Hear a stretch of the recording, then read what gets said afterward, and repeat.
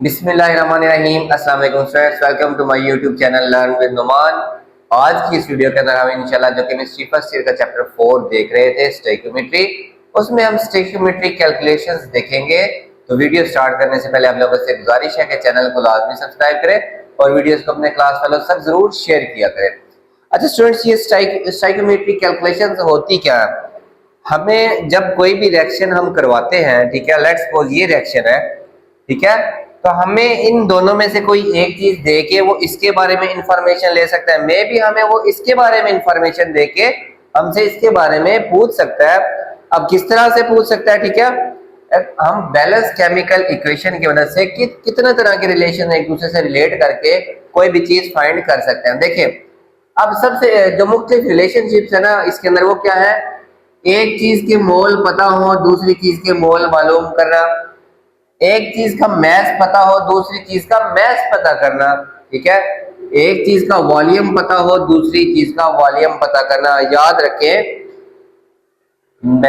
Mess की बात करेंगे तो सॉलिड सब्सटेंस, मोल तो सबका हो सकता है ना, वॉल्यूम की बात करेंगे तो गैसेस, ठीक है।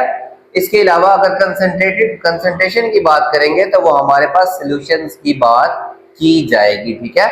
यानी कि हम एक चीज के मोल को दूसरी चीज के मोल्स में कन्वर्ट कर सकते हैं, ठीक है।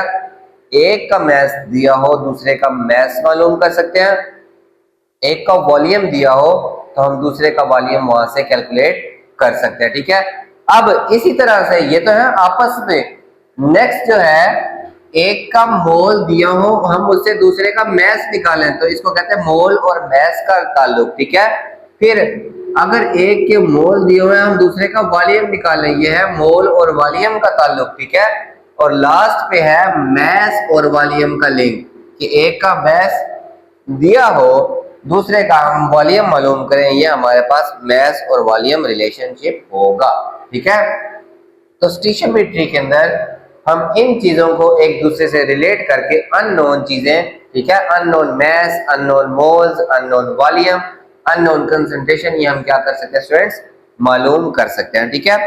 अब ये मैंने आपके सामने एक इक्वेशन लिखी हुई है, ये बुक पे भी यही एग्जांपल है कि नाइट्रोजन गैस एक मोल, उसका यहाँ पे कुछ नहीं लिखा हुआ था, क्या है, एक है, 3H2 के साथ रिएक्ट करता है, मतलब हाइड्रोजन के 3 मोल्स के साथ, तो 2 अमोनिया के मोल्स बनाता है। ये है बैलेंस्ड केमिकल इक्वेशन।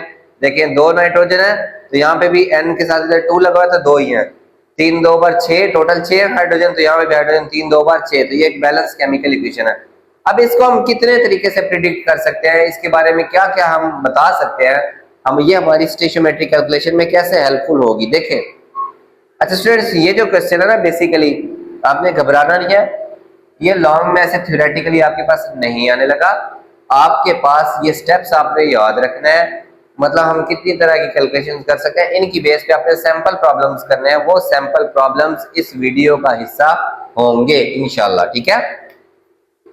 अच्छा, अब इसको हम कैसे रीड कर सकते हैं, ये जो स्टार्ट में लिखे होते हैं इनको आप नंबर ऑफ मोल्स भी कह सकते हैं, नंबर ऑफ मॉलिक्यूल्स भी कह सकते हैं, ठीक है। कि नाइट्रोजन का 1 मोल हाइड्रोजन गैस के 3 मोल से रिएक्ट करते अमोनिया के 2 मोल्स बना रहा है। ये NH3 क्या होता है, अमोनिया, ठीक है। नाइट्रोजन का 1 मोल, हाइड्रोजन के 3 मोल्स, हाइड्रोजन गैस के 3 मोल्स, अमोनिया गैस के 2 मोल्स बना रहा है, ठीक है। या फिर नाइट्रोजन गैस का 1 मॉलिक्यूल हाइड्रोजन गैस के 3 मॉलिक्यूल से रिएक्ट करके अमोनिया गैस के 2 मॉलिक्यूल्स बना रहा है। ये हो गया सेकंड स्टेप। इसको पढ़ने के मुख्तलिफ तरीके, तो इससे हम कैसे कैसे कैलकुलेशंस कर सकते हैं, ठीक है। तो मतलब अगर इसके नंबर ऑफ मॉलिक्यूल्स दियो तो हम हाइड्रोजन के भी बता सकते हैं, अमोनिया के भी बता सकते हैं, वो मैं बताता हूँ कैसे। थर्ड पे, अब आपको पता है 1 मोल नाइट्रोजन का जो मोलर मैस होता है वो 28 ग्राम पर मोल होता है, यानी कि 28 ग्राम अगर नाइट्रोजन हो, और H2 का होता है 2, तो 2 to the 6 ग्राम इसके हो, यानी कि 28 gram of nitrogen reacts with 6 gram of hydrogen to form, ये देखिए 14 और 3 17 72 आर 34 ग्राम ऑफ अमोनिया बना रहे होंगे। ये आ गया मैस की फॉर्म में। अब आ जाए वॉल्यूम की फॉर्म में। 1 मोल का जो वॉल्यूम होता है, ये 1 मोल होता है, वो होता है 22.4 डेसीमीटर क्यूब। नाइट्रोजन के 22.4 डेसीमीटर क्यूब क्या करते हैं, हाइड्रोजन के 3 मोल्स हैं, एक मोल का 22.4, 3 मोल्स का इसको 3 से मल्टीप्लाई करें 67.2 आएगा डीएम क्यूब। तो इसके 22.4 डीएम क्यूब, इसका 67.2 डीएम क्यूब रिएक्ट करते हैं, इसके 2 मोल्स बन रहे हैं। तो 2 मोल्स के लिए ये एक मोल वाले को 2 से ضرب दें तो 44.8 डेसीमीटर क्यूब अमोनिया बना रहे हैं। ये मुख्तलिफ तरीके से हम स्टूडेंट्स इसको क्या कर सकते हैं, पढ़ सकते हैं। तो जब हम सैंपल प्रॉब्लम्स करेंगे तब आपको इस चीज की वाज़ेह समझ आ जाएगी। फॉर एग्जांपल मैं आपको इसी से समझाता हूँ कि नाइट्रोजन के एक मॉलिक्यूल को कम से कम कितने हाइड्रोजन चाहिए, 3।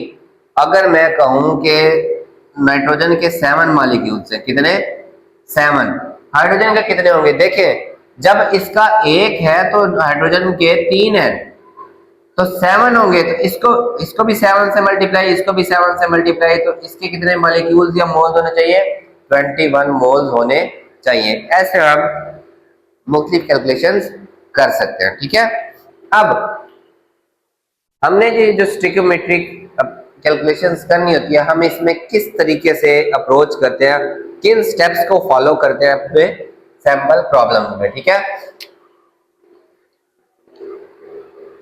सबसे पहला स्टेप है students, mass of non solid, यानी कि या तो सॉलिड सैंपल हो सकता है, गैस की फॉर्म में हो सकता है हमारा रिएक्शन, या सॉल्यूशन की फॉर्म में हो सकता है।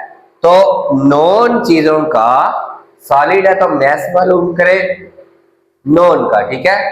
गैस है तो उसका वॉल्यूम, और कंसंट्रेटेड सॉल्यूशन है, अगर सॉल्यूशन है तो उसकी कंसंट्रेशन हमें मालूम होनी चाहिए। ये हम नॉन की बात कर रहे हैं कि कोई भी सैंपल प्रॉब्लम में कुछ चीजें हमें नॉन होती हैं और कुछ चीजें हमें फाइंड करनी होती हैं। तो नॉन चीजों की ये चीजें हम लिख लेंगे, सॉलिड की सूरत में मैस, गैस की सूरत में वॉल्यूम, सॉल्यूशन की सूरत में उसकी कंसंट्रेशन हम लिख लेंगे, ठीक है। अब इन सब की मदद से हम निकालेंगे नॉन चीजों के नंबर ऑफ मोल्स, नॉन चीजों के नंबर ऑफ मोल्स। फर्ज करें ये रिएक्शन है वो हमें नाइट्रोजन देता है और इसका पूछता है, तो ये नॉन है, पहले मैं इसका मैस लिखूंगा या वॉल्यूम लिखूंगा या कंसंट्रेशन लिखूंगा, वो डिपेंड करता है किस फॉर्म में है। उसके बाद इसके मैं number of moles her Surat calculate करूंगा। आपको पता है ना नंबर ऑफ मोल्स, अगर सॉलिड है तो मैस बटा मोलर मैस, ठीक है।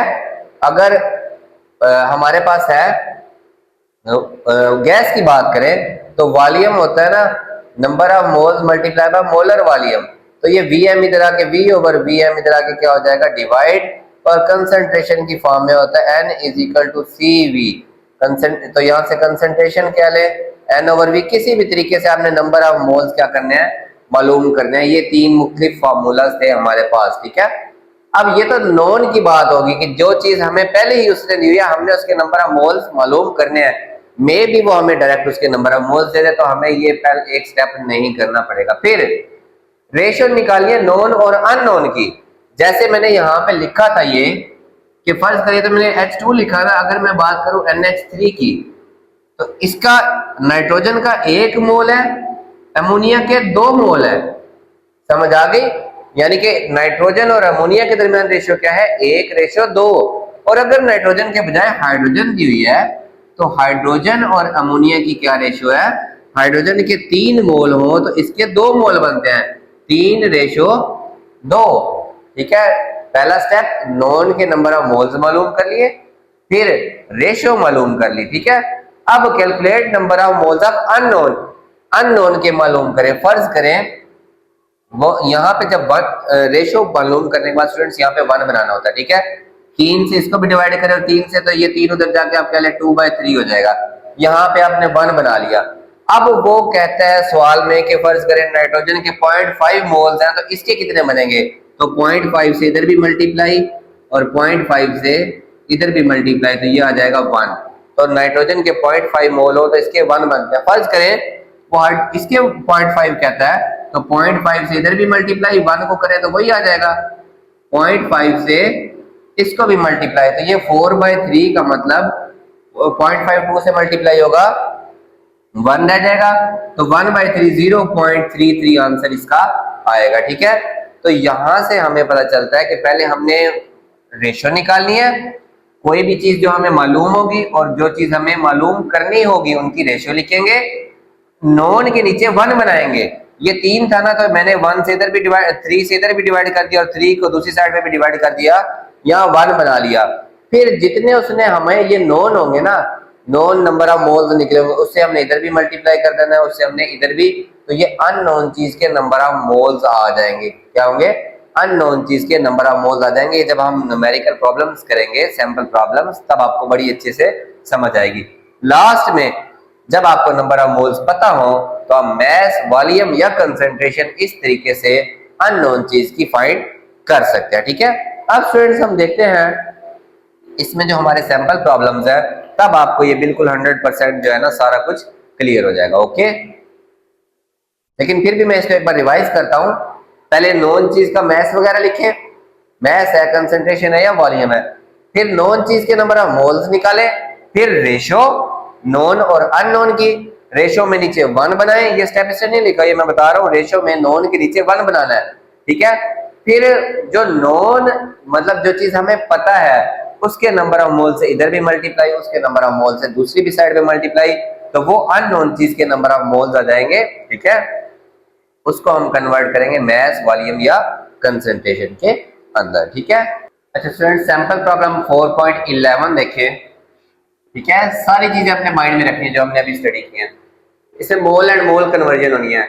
When 3.3 moles of nitrogen reacts with hydrogen to form ammonia, how many moles of H2 are consumed? Hydrogen के कितने मोल्स कंज्यूम होंगे? देखिए, सबसे पहले बैलेंस केमिकल इक्वेशन लिखनी है, आपको पता है वो है इसकी अमोनिया 3H2 2NH3। ठीक है, अब यहां से नॉन है हमें नाइट्रोजन 3.3 मोल्स, और how many moles of hydrogen, तो अननोन है हाइड्रोजन। ठीक है, तो हमें ये भी मोल में दिया हुआ, ये भी मोल, तो मैथ्स की कोई कन्वर्जन करने की हमें जरूरत नहीं, नंबर ऑफ मोल्स डायरेक्ट मालूम है हमें। ठीक है, तो सबसे पहले आप रेशियो फाइंड करें कि the number of moles of nitrogen ratio number of moles of hydrogen. Nitrogen का 1 मोल है बैलेंस केमिकल इक्वेशन के मुताबिक, तो हाइड्रोजन के कितने मोल्स हैं? गैस के 3 मोल्स हैं। कितने? 3 मोल्स हैं। अच्छा, हमारा स्टेप होता है जो नॉन चीज है उसके लिए 1 बनाना। यहाँ पहले ही 1 है, तो 1 बन जाए, उसके बाद जितने नंबर ऑफ मोल्स उसने हमें दिए हुए हैं, नाइट्रोजन के कितने नंबर ऑफ मोल्स हैं? 3.3, तो 1 को 3.3 से इधर भी मल्टीप्लाई कर दे और इधर भी 3.3 से क्या कर दे? मल्टीप्लाई, ये बन जाएगा 9.9, ये 3.3 मोल्स। ठीक है, इसका मतलब है नाइट्रोजन के 3.3 मोल्स होंगे, तो वो हाइड्रोजन के कितने मोल्स के साथ? 9.9। तो आप एंड पे लिख दें बेशक 3.3 moles of N2 react with 9.9 moles of hydrogen to form ammonia. ठीक है, सबसे पहले स्टूडेंट्स हमने नॉन चीज लिखी, रेशियो लिखी उनकी, फिर उसके बाद क्योंकि दोनों मोल्स में ही मालूम करने थे तो बैलेंस केमिकल इक्वेशन के मुताबिक मोल लिखे। यहाँ पे हमारा टारगेट होता है जो नॉन चीज है उसको 1 बनाना, जो हमें चीज दी हुई है उसके लिए 1 बनाना। फिर जितने इक्वेशन में दिए होंगे उससे इधर भी मल्टीप्लाई, उससे इधर भी मल्टीप्लाई, ये अननोन के आगे नंबर ऑफ मोल्स हमारे पास। ठीक है, तो वो आपने एंड पे रिजल्ट की फॉर्म में लिख देने। ओके, नेक्स्ट देखिए हमारे पास very important, calculate the mass of aluminium needed to react completely with iron 3 oxide. मतलब आयरन का ऑक्सीडेशन स्टेट हमारे पास क्या है? 3 है। ठीक है, FeO में आयरन का ऑक्सीडेशन स्टेट 2 होता है, इसके अंदर 3 होता है। अच्छा, अकॉर्डिंग टू इक्वेशन, इस chemical equation, balance chemical equation के मुताबिक एल्यूमिनियम का मास मालूम करना है, इसलिए सॉलिड फॉर्म में इसने हमें सारा कुछ दिया हुआ है। ठीक है, सबसे पहले तो स्टूडेंट्स जो हमें नॉन चीज है, अच्छा इसके अंदर अब मैंने इसका जो है ना मास नहीं लिखा, बेसिकली इसके अंदर ही है completely with 32 gram of iron oxide. ठीक है, तो आयरन ऑक्साइड नॉन है, तो पहले नॉन चीज के नंबर ऑफ मोल्स निकालें। ठीक है, तो मास ऑफ Fe2O3 वो आप छोटा m लिखते हैं, 32 ग्राम उसने हमें खुद दिया हुआ, फिर मोलर मैस इसी का। अब मोलर मैस इसका क्या होता है स्टूडेंट्स, याद रखें आयरन का होता है 55.8 और ये है 2 टाइम्स, कितने टाइम्स है 2 टाइम्स है, तो इसके बाय 2 लगाएं, प्लस ऑक्सीजन का होता है 16 और इसके साथ लगाएंगे 3, तो ये 48 और ये बनेगा 111.6, तो 159.6 आंसर आएगा। ठीक है, 159.6 ग्राम पर मोल। अब हमें चाहिए पहला स्टेप, नॉन चीज के नंबर ऑफ मोल्स। नॉन है हमारे पास iron oxide, number of moles mass बटा मोलर मैस, मैस है 32 और मोलर मैस है 159.6, इसको डिवाइड करें कैलकुलेटर से 0.02 मोल्स आ गए। ठीक है, इतने मोल्स हैं 32 ग्राम का मतलब आयरन ऑक्साइड के इतने मोल हैं। अब इतने मोल कितने एल्यूमिनियम से रिएक्ट करेंगे, तो अब हम अननोन चीज के नंबर ऑफ मोल्स निकालेंगे पहले। ठीक है, अननोन चीज के पहले हम नंबर ऑफ मोल्स, फिर उसको हम उसके मैस में क्या करेंगे, कन्वर्ट करेंगे। ठीक है, तो according to balance chemical equation ratio लिखिए नंबर ऑफ मोल्स में, नंबर ऑफ मोल्स ऑफ, पहले यहां पे बेशक नॉन लिखा करें, आयरन ऑक्साइड Fe2O3। ठीक है, इसके बैलेंस केमिकल इक्वेशन के मुताबिक इसका 1 मोल और एल्यूमिनियम के कितने मोल, 2 मोल, इसका 1 और इसके 2। अब बाई चांस यहाँ पे एक पहले ही 1 बन गया, अदरवाइज हमें यहाँ पे 1 बनाना पड़ता। फर्स्ट स्टूडेंट्स यहाँ 5 होता ना, तो मैं 5 से इधर भी डिवाइड करता और 5 से इधर भी, फिर यहाँ पे 1 बन जाता, लेकिन यहाँ पे हमें जरूरत है, इसका 1 मोल है तो एल्यूमिनियम के कितने मोल्स होते हैं, 2। ठीक है, इसका मतलब, और इसके नंबर ऑफ मोल्स हैं कितने, 32 ग्राम में 0.02 मोल्स हैं, तो 0.02 से इधर भी मल्टीप्लाई और 2 मल्टीप्लाई बाय 0.02 इधर भी कर देना, ये आ जाएगा 0.04 मोल्स ऑफ एल्यूमिनियम, ये हमें चाहिए होंगे। ठीक है, बैलेंस केमिकल इक्वेशन कहती है कि आयरन ऑक्साइड का 1 मोल है तो एल्यूमिनियम के 2 मोल चाहिए, और ये रेशियो वाले फार्मूला से हमें पता चला कि अगर इसके 0.02 मोल्स हैं, ठीक है, तो हमें एल्यूमिनियम के कितने मोल चाहिए, 0.04 मोल चाहिए। ठीक है, तो अब हम मालूम करते हैं मैस ऑफ एल्यूमिनियम। देखिए नंबर ऑफ मोल्स का फार्मूला होता है मैस बटा मोलर मैस। अब हमें मैस चाहिए तो मोलर मैस उधर जाके multiply, number of moles multiply by molar mass, इसके नंबर ऑफ मोल्स निकले 0.04, ये हमने निकाले, और इसका मोलर मैस होता है एल्यूमिनियम का 27। इसको सॉल्व करें तो 1.08 और मैस का यूनिट केमिस्ट्री में होगा ग्राम, यानी कि इसके 32 ग्राम के लिए हमारे पास एल्यूमिनियम कितनी होनी चाहिए, 1 ग्राम, तो ये कंप्लीटली रिएक्ट हो जाएंगे। ठीक है स्टूडेंट्स, नेक्स्ट देखिए हमारे पास 4.13, calculate volume of ammonia that can be produced by reacting 100 decimetre cube of hydrogen. Hydrogen का भी वॉल्यूम दिया हुआ, गैस, ये सारे गैस में है। ठीक है, और अमोनिया भी क्या है, गैस में, फिर एक्सेस ऑफ नाइट्रोजन, नाइट्रोजन अन्यवा है। ठीक है, मतलब नाइट्रोजन के सिलेंडर खोल दिए हमने, लेकिन हाइड्रोजन सिर्फ हमने कितनी दी, 100 डेसीमीटर क्यूब। तो हमने देखना है कि कितनी अमोनिया बनेगी। देखें अमोनिया बनती है जब हाइड्रोजन और नाइट्रोजन मिलते हैं। अब एक चीज थोड़ी और एक चीज बहुत ज्यादा है, लेकिन थोड़े वाली थोड़ी देर के बाद खत्म हो जाएगी तो मजीद अमोनिया नहीं बनेगी। अब हमने देखना अमोनिया बनती कितनी है।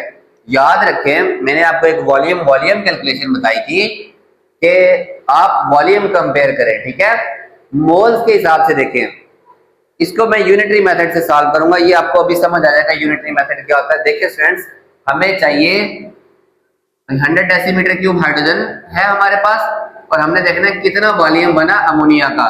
तो बैलेंस केमिकल इक्वेशन आपको क्या कहती है, इसके 3 मोल है, हाइड्रोजन को कंपेयर करना है ना हमने इसके साथ, अमोनिया के साथ, अमोनिया के 2 मोल है, इसको आप वॉल्यूम में लेके जाएं क्योंकि स्टैंडर्ड टेम्परेचर और प्रेशर है। 3 मोल्स का मतलब 22.4 मल्टीप्लाई बाय 3 डेसीमीटर क्यूब। 1 मोल में होता है 22.4 डेसीमीटर क्यूब, और 3 मोल में 22.4 multiply by 3 decimetre cube of hydrogen react with excess of N2 to form ammonia. वो कितनी बन रही है स्टूडेंट्स, देखें 3 मोल है तो इसके 2 मोल, 2 मल्टीप्लाई बाय 22.4 DM क्यूब, ये बनेगा स्टूडेंट्स 44.8 डेसीमीटर क्यूब, ठीक है। इसके कितने हैं students? 67.2 DM cube of H2। अगर हाइड्रोजन के ये बैलेंस केमिकल इक्वेशन के मुताबिक 3 मोल्स है ना, एक मोल का होता है 22.4 डेसीमीटर क्यूब, तो 3 मोल्स का मतलब 67.2 डेसीमीटर का क्यूब हाइड्रोजन होंगे, ठीक है। तो अमोनिया कितना बन रहा है? इक्वेशन कहते हैं 2 मोल्स का मतलब 2 मल्टीप्लाई बाय 22.4 डेसीमीटर क्यूब, वो आ जाएगा 44.8 डेसीमीटर क्यूब। यानी कि जब इसके 67 डेसीमीटर क्यूब है और अमोनिया के कितने बनने हैं? 44.8। फिर यहाँ पे यूनिटरी मेथड का मतलब होता है यहाँ पे 1 बनाएं, तो 67.2 से इधर भी डिवाइड, 67.2 से इधर भी डिवाइड, तो 1 डेसीमीटर क्यूब ऑफ हाइड्रोजन 1 बन जाए ना, फिर सारा काम आसान होता है। React with excess of N2 to form कितनी अमोनिया बनाता है? कितनी बना रहे स्टूडेंट्स? देखें 44.8 को 67.2 से डिवाइड करें तो ये आई थिंक ये आ जाएगा 2/3। क्या आएगा? 2/3। नहीं डिवाइड करना तो कैलकुलेटर से एग्जैक्ट आप पॉइंट में आंसर निकालने, कोई मसला नहीं है, ठीक है। उसके बाद फ्रेंड्स 1 बनने के बाद फ्रेंड्स हमारे पास उसने कहा 100 डेसीमीटर क्यूब ऑफ हाइड्रोजन, तो 100 से इधर भी मल्टीप्लाई कर दें, 100 डीएम क्यूब, 1 को 100 से मल्टीप्लाई करेंगे तो 100 ही आ जाएगा ना, of hydrogen react with excess of nitrogen to form ammonia. कितने अमोनिया बनाएगा? अब हमने 100 से इधर भी मल्टीप्लाई किया, इस 2/3 को भी हम 100 से क्या कर देंगे? मल्टीप्लाई, तो 3 को 33.3, तो ये 66.7 आ जाए, ठीक है। यानी कि जब हाइड्रोजन के 100 डेसीमीटर क्यूब होंगे, अमोनिया के कितने डेसीमीटर क्यूब बनेंगे? 66.7। नाइट्रोजन चाहे जितनी मर्जी ज्यादा थी, 100 डेसीमीटर क्यूब से अमोनिया इतना ही बनना है अगर हाइड्रोजन 100 डेसीमीटर क्यूब है, ठीक है। नेक्स्ट देखते हैं 4.14 देखें स्टूडेंट्स कि सॉलिड लिथियम हाइड्रोक्साइड है, आगे से ब्ला ब्ला फंक्शन लिखे, स्पेस व्हीकल में यूज होता है, ये एटमॉस्फेयर में से कार्बन डाइऑक्साइड को रिमूव करने के लिए इस्तेमाल होता है, ठीक है। तो लिथियम हाइड्रोक्साइड, तो इसकी जो बैलेंस केमिकल इक्वेशन है वो यही बनेगी कि लिथियम हाइड्रोक्साइड और कार्बन डाइऑक्साइड रिएक्ट करते हैं, मतलब ये इसको अब्जॉर्ब करता है और लिथियम कार्बोनेट और वाटर बनाता है, ठीक है। तो वो कहता है calculate mass of lithium carbonate that can be produce. इसका मैस मालूम करना है by 20 moles of lithium hydroxide, 20 moles, ठीक है। लिथियम हाइड्रोक्साइड के 20 मोल्स हो तो इसका कितना मैस बनेगा? इसके मोल्स की मदद से इसके हम क्या निकालेंगे? मोल्स निकालेंगे, इसके मोल्स को इसके मैस में क्या कर देंगे? कन्वर्ट कर देंगे। बड़ा सिंपल सा है, ठीक है। अब पहले देखिए according to balance chemical equation 2 moles of lithium hydroxide produce lithium carbonate, how many moles? के 2 moles of lithium, अगर इसके 2 moles हो, how many moles of lithium carbonate are produced, ठीक है। तो कितने प्रोड्यूस होते हैं? 1। खुद देखें यहाँ पे बैलेंस केमिकल इक्वेशन के मुताबिक, ठीक है। तो फिर इसका मतलब 1 मोल होगा lithium hydroxide produce moles of lithium carbonate, कितने बनाते हैं? ये 2 इधर आके क्या हो गया फ्रेंड्स? डिवाइड हो गया, ठीक है। अब हमारे पास उसने कहा लिथियम हाइड्रोक्साइड के 20 मोल्स होंगे तो इसके कितने बनेंगे?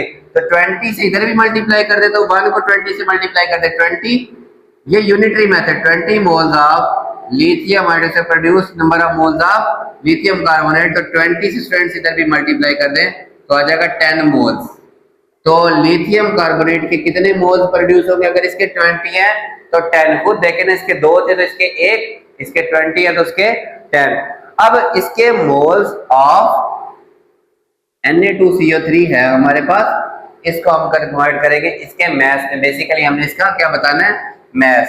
तो नंबर ऑफ मोल्स होते हैं मैस बटा मोलर मैस, हमने बताना है मैस, तो मैस आएगा mass of Na2CO3 is equal to number of moles multiplied by molar mass। number of moles इसके निकले 10, molar mass देखें स्टूडेंट्स कितना होता है, ऑक्सीजन का 16 मल्टीप्लाई बाय 3 प्लस कार्बन का 12 प्लस सोडियम का होता है स्टूडेंट्स 23। ठीक है, सोडियम का कितना होता है, सॉरी ये सोडियम नहीं, लिथियम कार्बोनेट लिखना था मैंने, Li2। ठीक है, लिथियम का होता है 14.9 सॉरी 6.9 और वो है 2।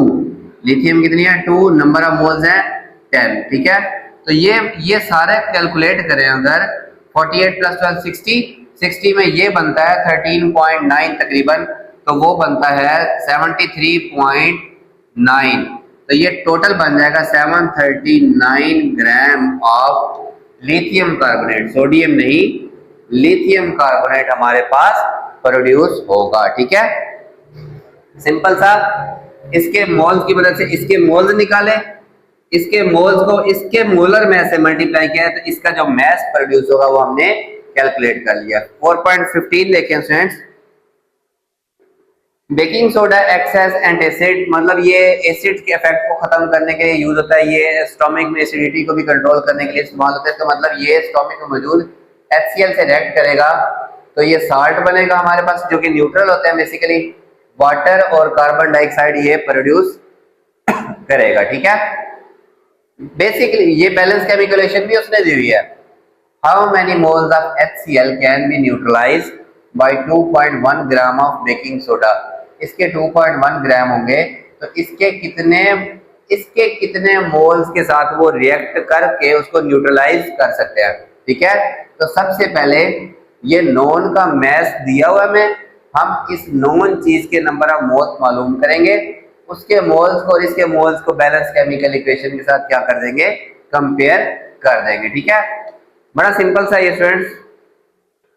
पहले हम NaHCO3 बेकिंग सोडा के number of moles of NaHCO3 निकालते हैं। उसने कहा इसके 2.1 ग्राम, ये इसका मैस है, इसका मोलर मैस कितना है, ऑक्सीजन का 16 16 3 48 प्लस 12 कितना होगा स्टूडेंट 60, और ये 161 और सोडियम का होता है 23, तो ये हो गया 84।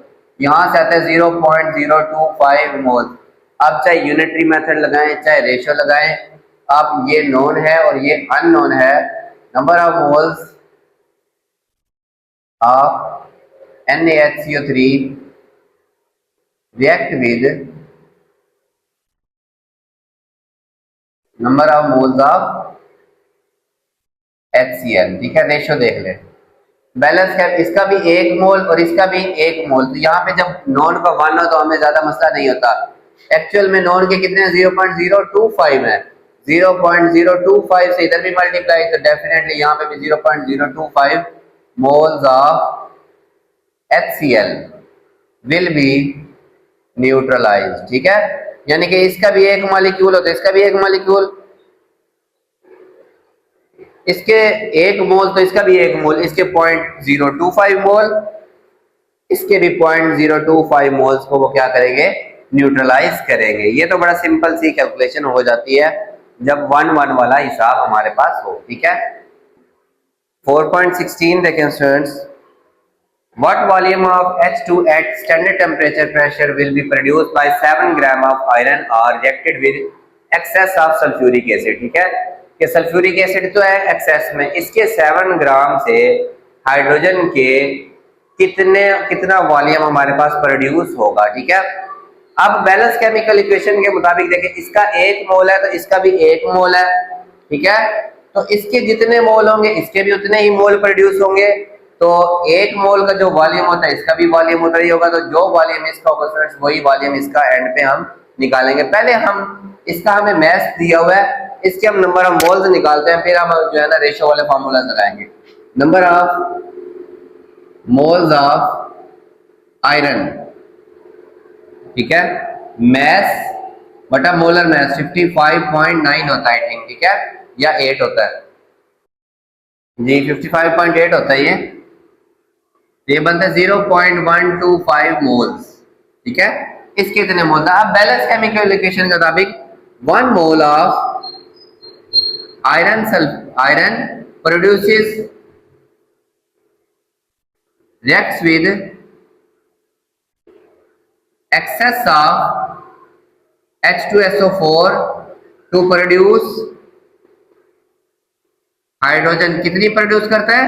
इसका 1 मोल है, तो इसके भी यहाँ पे क्या है 1 मोल। कितनी प्रोड्यूस करता है 1 मोल। तो एक्चुअल में आयरन के कितने मोल्स है 0.125, तो 0.125 मोल से इधर भी मल्टीप्लाई, सेम स्टेटमेंट 0.125 से जब इधर भी मल्टीप्लाई करेंगे तो यही वाला आंसर आएगा, ठीक है।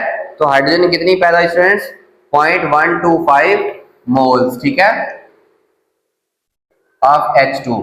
इसको वॉल्यूम की तो हमें तो चाहिए वॉल्यूम में, व्हाट वॉल्यूम ऑफ H2, तो वॉल्यूम होता है number of moles multiply by molar volume, ठीक है।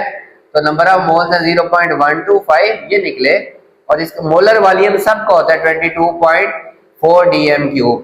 तो इसको मल्टीप्लाई करें तो ये बनता है आई थिंक 2 पॉइंट, कैलकुलेटर से चेक कर लेते हैं, 22.4 multiply by 0.125, 2.8 decimetre cube of H2 will be produced, ठीक है स्टूडेंट्स।